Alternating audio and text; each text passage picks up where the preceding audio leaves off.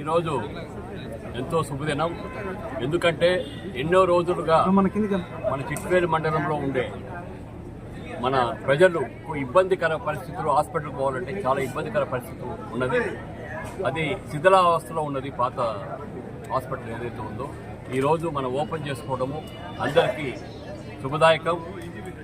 దీనివల్ల మన కోడూరు చిట్వేలు ప్రజలందరికీ మంచి జరుగుతుందని, చిట్వేలు మండలంలో ఒక మంచి, ఎందుకంటే ప్రచారం చేసినా కూడా నార్త్ ఈస్ట్ అని చెప్పేసి చిట్వేలు మండలంలో మొదటగా ప్రచారం చేయడం జరుగుతుంది. కానీ చిట్వేలు మీద నాకు ఒక ప్రత్యేకమైన అభిమానం ఉంది. అందుకని చిట్వేలి కోడూరు రోడ్డు కూడా దేవుని దేవాల శాంక్షన్ క్యాన్సిల్ అయిన దాన్ని మళ్ళీ శాంక్షన్ చేపించి అది వేయడం జరుగుతుంది. హాస్పిటల్ అదేవిధంగా పేదల ప్రజలకు అందుబాటులో ఉండే విధంగా హాస్పిటల్ చేయడం జరుగుతుంది.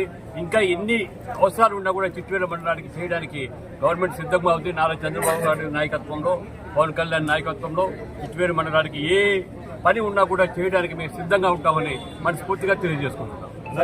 అలాగే ఈ హాస్పిటల్లో ఎన్ని పడకలు ఉన్నాయి, ఎంత వ్యయంతో కట్టారు?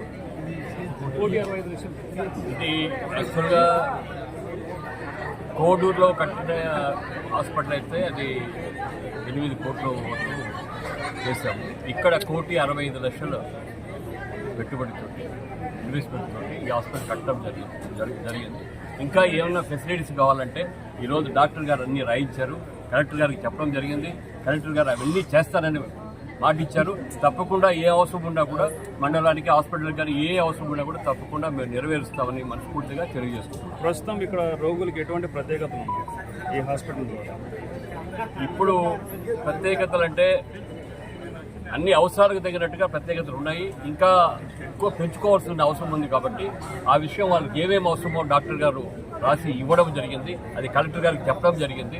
ఏం అవసరం ఉన్నా వాళ్ళకి ఇన్స్ట్రుమెంట్స్ ఏమున్నా కూడా మేము చేయడం జరుగుతుంది. రాష్ట్ర రైల్వే కోడ్ నియోజకవర్గంలో ప్రజలకు డయాలసిస్ చాలా ఇబ్బంది పడుతున్నారు. గతంలో కూడా కలెక్టర్ గారు రావడం జరిగింది రైల్వే కోడ్కి, అలాగే ఇక్కడ కూడా రావడం జరిగింది. డయాలసిస్ కేంద్రాన్ని ఎప్పుడు ఏర్పాటు చేయదలుచుకున్నారు? మన ప్రియతమ ముఖ్యమంత్రి నారా చంద్రబాబు నాయుడు గారికి డయాలసిస్ కావాలని ఒక రిప్రజెంటేషన్ ఇవ్వడం జరిగింది. తప్పకుండా అది చేస్తానని చెప్పారు. మన ఆరోగ్య శాఖ మంత్రి గారికి కూడా పోయి చెప్పి ఖచ్చితంగా నెక్స్ట్ మంత్ జనవరిలో కల్లా డయాలసిస్ సెంటర్ కోడూరుకు వచ్చే విధంగా తప్పకుండా కృషి చేస్తామని మనస్ఫూర్తిగా తెలియజేసుకుంటున్నాం. సార్ అంబులెన్స్ ఇక్కడ లేదు సార్. ఇక్కడ